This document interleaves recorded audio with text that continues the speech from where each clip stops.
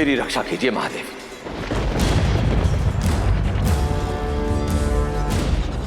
क्यों देवराज, कहा था ना मैंने, नहीं आने वाले तुम्हारे महादेव तुम्हें बचाने के लिए।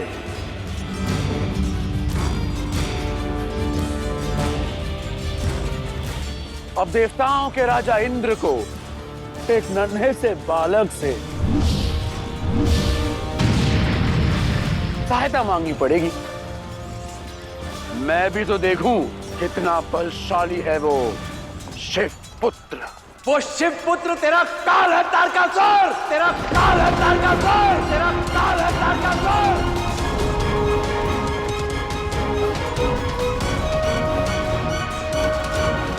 पुकारो उसे।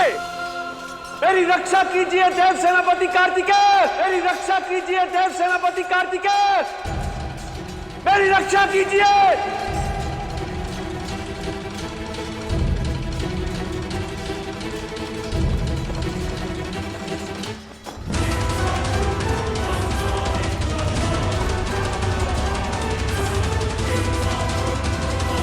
पुकारो और पुकारो, कोई नहीं आने वाला। देवराज इंद्र, अब क्या करोगे देव सेनापति? यहां रहकर मुझसे युद्ध करोगे या वहां जाकर देवराज इंद्र को बचाओगे?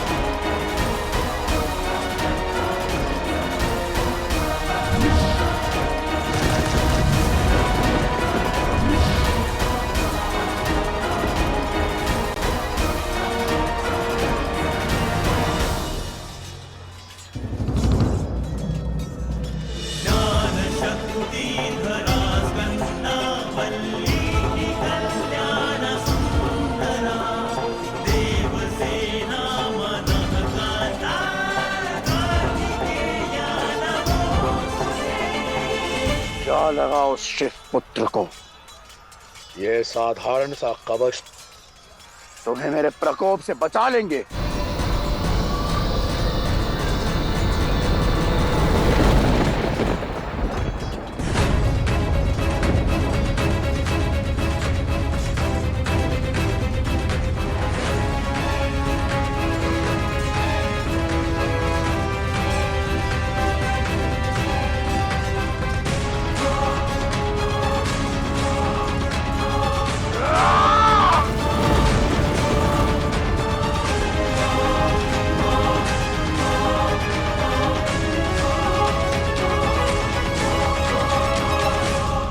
देख रहे हैं देवर्षि, यह वही क्षण है जहां से संसार के कल्याण का भार जो महादेव ने अपने कंधों पर उठा रखा था, उसे उनके पुत्र कार्तिकेय ने अपने कंध पर उठाना आरंभ कर दिया है और इंद्रदेव को सुरक्षा देकर उसने इस कार्य का शुभ आरंभ कर दिया है।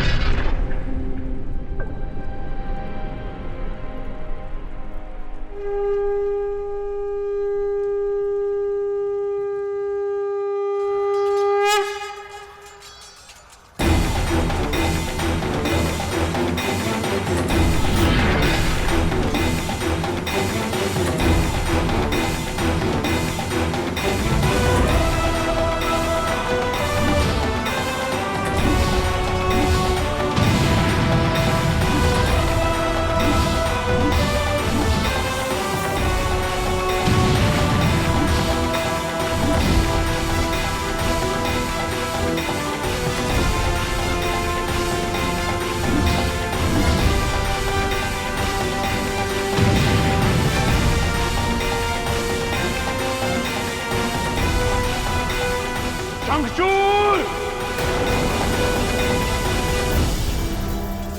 जाओ, असुर सेना के सारे शूरवीर योद्धाओं को लेकर जाओ और इस कार्तिकेय को घेर लो, उस पर प्रहार करो और उसे मार डालो। और निश्चिंत रहना, मैं किसी भी देवता को तुम्हारे समीप नहीं आने दूंगा। जाओ। जो आज्ञा असुरराज। महादेव, असुरों के सबसे श्रेष्ठ योद्धा कार्तिकेय को मारने जा रहे हैं। युद्ध भूमि में है हमारा पुत्र देवी, जहां सभी एक दूसरे के प्राणों के शत्रु हैं। वहां लड़ रहा हरेक वीर किसी न किसी माता पिता का पुत्र है। और जीवन मृत्यु तो नियति के खेल है। इसकी चिंता कर आप विचलित ना हो। आरंभ कीजिए।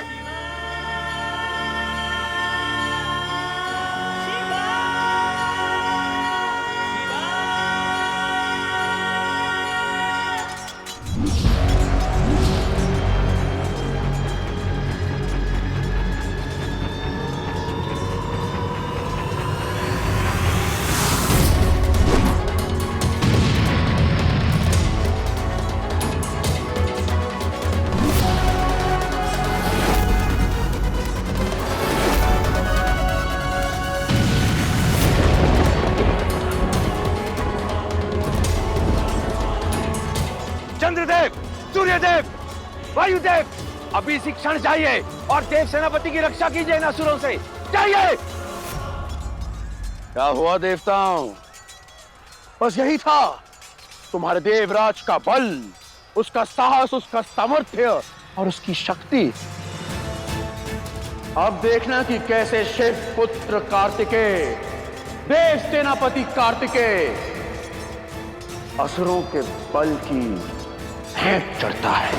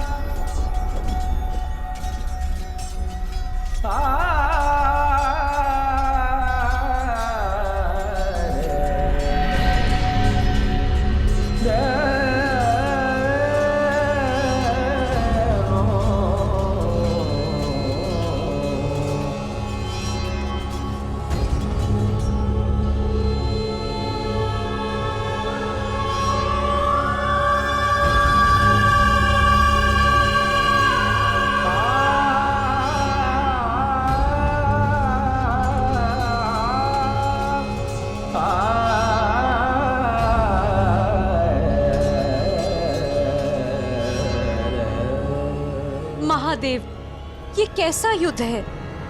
कैसी नियति है? कार्तिकेय चाहे तो इसी क्षण दिति को मार सकता है, परंतु वो उसके स्त्री होने का सम्मान कर रहा है। किंतु ये सारे असुर इसका लाभ उठा रहे हैं। मर्यादा निभाने की यही तो हानि है देवी। हमारा कार्तिकेय श्रेष्ठ है, देव है। कार्तिकेय को नीति का ज्ञान है देवी।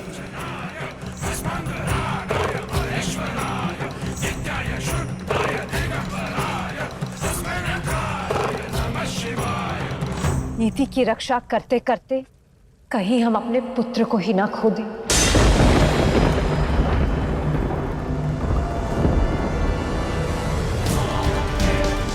लो, आज शिव पुत्र का अध्याय भी समाप्त हुआ।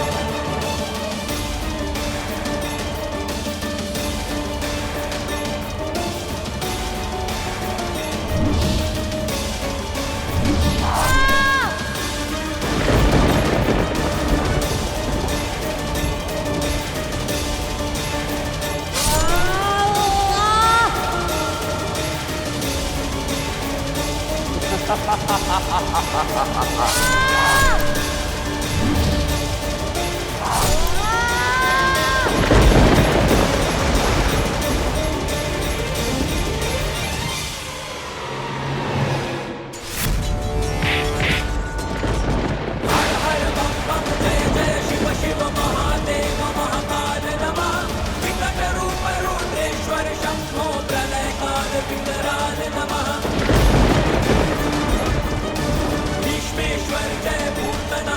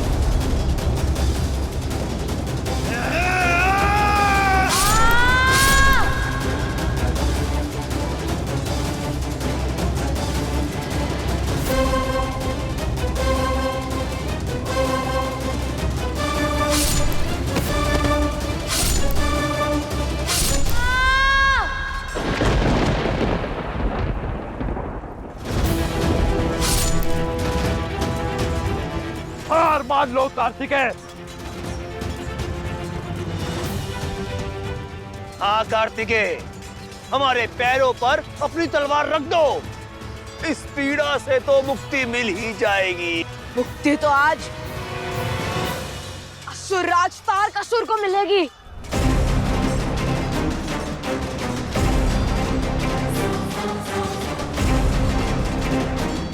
नन्हा सा जीव, पर बल बहुत है तुम में। बल नहीं, आत्मबल।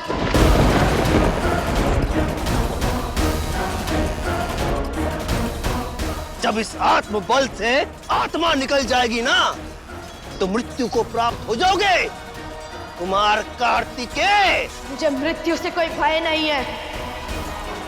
मृत्यु से तो मैं अपनी माँ को लेकर आया था।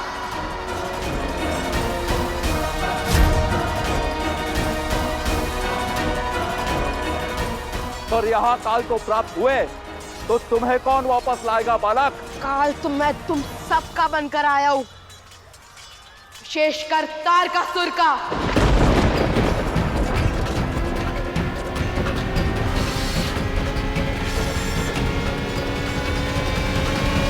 तारकासुर बहुत दूर है मूर्ख बालक। इस चक्रव्यूह को भेद पाओगे तब जाओगे ना वहां। क्यों तो रचते ही है टूटने के लिए।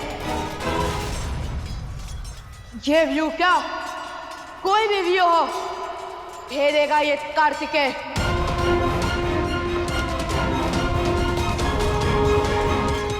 एक भूल हो गई तुमसे बालक, बातें बहुत करते हो तुम, भोले हो तुम, और हम कपटी।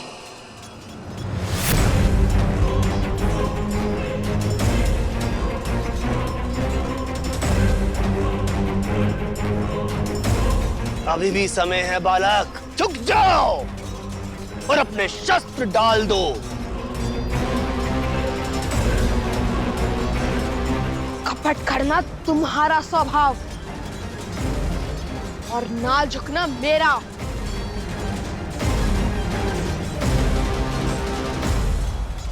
कुछ भी कर लो, मैं झुकूंगा नहीं और ना ही अस्त्र समर्पित करूंगा।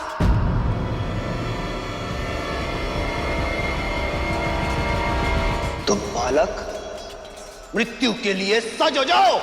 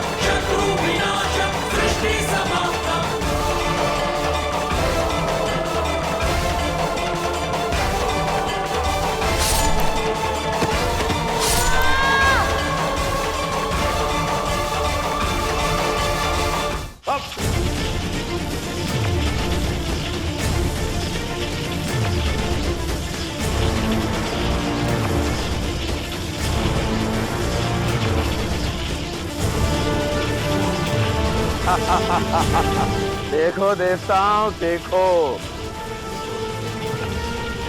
तुम भी देखो इंद्र, और तुम भी देखो महादेव।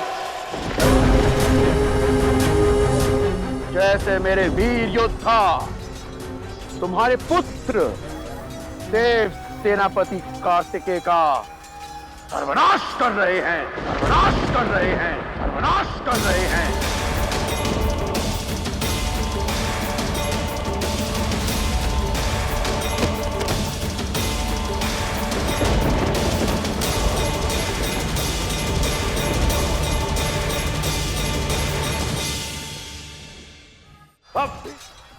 अब भी समय है बालक, हार मान लो कार्तिकेय।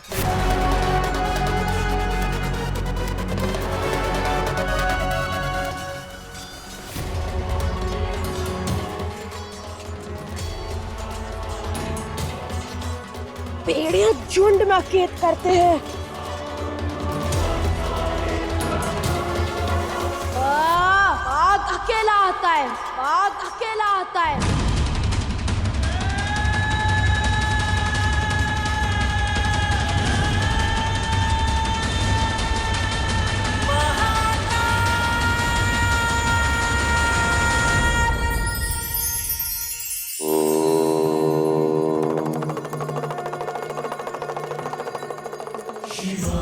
हम सभी जीवन में कितने मित्र बनाते हैं ना, उनसे संबंध स्थापित करते हैं, जो सुख में हमारे साथ रहते हैं, दुख में हमें संभालते हैं।